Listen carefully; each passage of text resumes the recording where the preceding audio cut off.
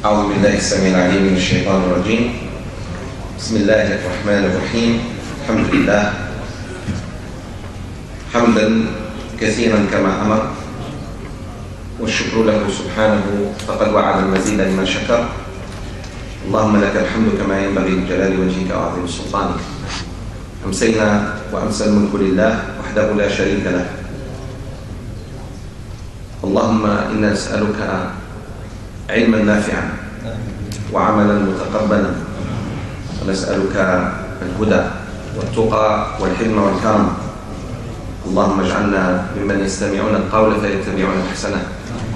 Dear respected brothers and sisters in Islam, Assalamu alaikum wa rahmatullahi wa barakatuh. All praises are due to the Almighty Allah, Hamid.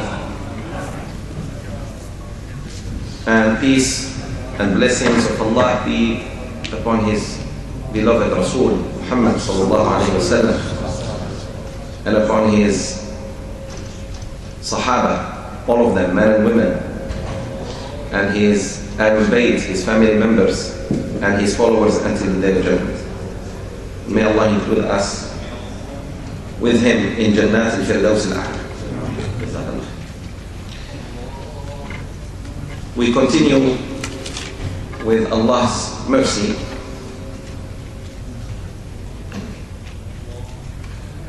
Okay. A car called Ford W54 MML, headlight on. A Ford car. Who doesn't have Ford, this message is not for him or her. If you have a Ford, the headlight is on. So make sure, inshallah, after Isha your battery is still good. Alhamdulillah. Alhamdulillah.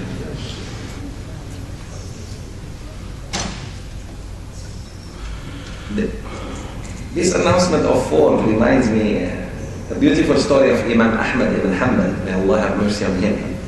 He was one day doing dars, giving his dars, regular dars, and his mother stood up by the masjid and told him, come. So he looked at his students and he said, wait for me, my mother is calling me. When he went to his mother, he said, yes, mom, what do you want? She said, go feed the chicken. He went and fed the chicken and he came back to complete his dars. This is how simple the ulama were. And he showed by example that, subhanallah, the obedience of parents. In the middle of the dars, he had to go and obey his mom, who asked him something very simple. Feed the chicken. Fine. Alhamdulillah, wassalatu wassalamu ala rasulillah. I just want to recap a little bit, as is my method of teaching. Always I try to remind myself and the audience about what we have done before. We are talking about the seerah of the greatest man ever that Allah has created. There will not be a better person before him or after him. He is Muhammad ibn Abdullah sallallahu alayhi wa alihi wa sallam. Knowing his seerah is a must. And I think one of the major problems of Muslims that the Islamic Ummah is facing is that we are not teaching ourselves and our children the seerah from a young age.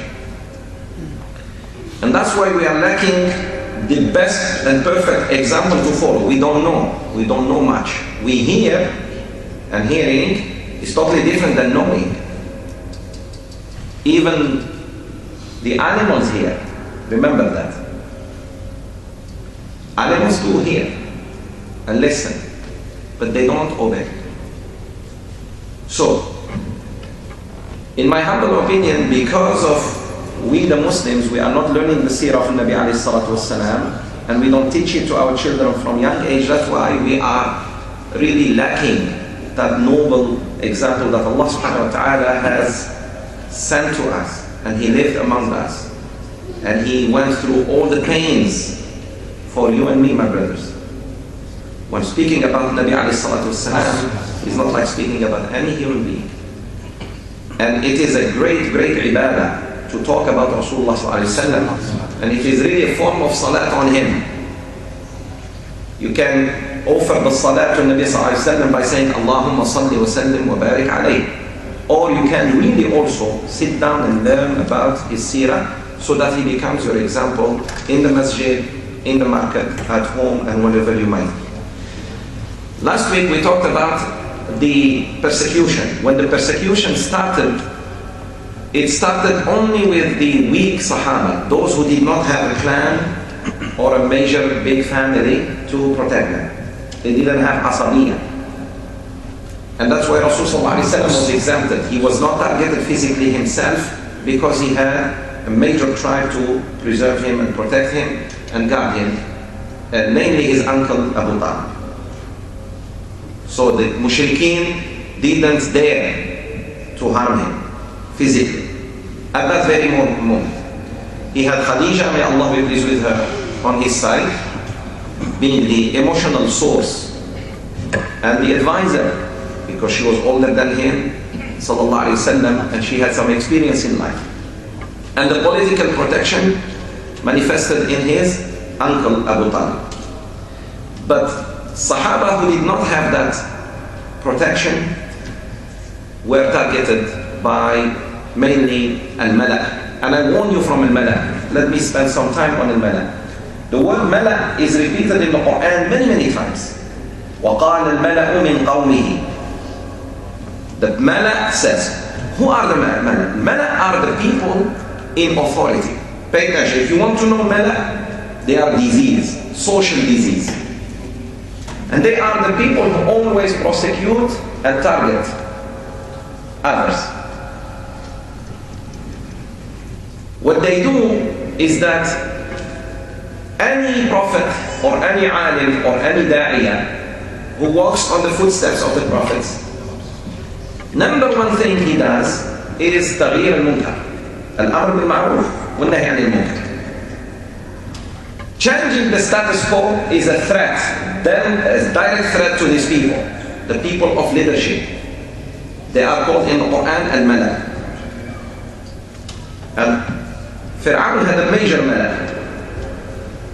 The people who gave Sayyidina Hud and Sayyidina Salih alayhim as-salam hardship, again al-Mala'. The people of Shu'aib, the people of Lut. So they are the leaders of the community who turn the benefits and the profits of the community to their personal gains. These people, any da'wah, any prophet, or even alim who tries to teach people the right, they won't break it. And these people will always be there until the day of judgment. That's why Allah subhanahu wa ta'ala keeps warning us about them and show us how to deal with them.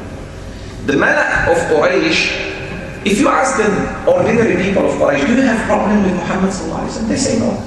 We have no problem, he's a good man. But the Mala', what they started saying is that, Mala', here are they. Abu Lahab, uncle of Nabi alayhi salatu wasallam. His own uncle. Your enemies may be from your own family. إِنَّ مِنْ أَزْوَاجِكُمْ وَأَوْلَادِكُمْ عَدُوًّا لَكُمْ فَاحْذَرُوهُ. They might be your own children, your own spouses.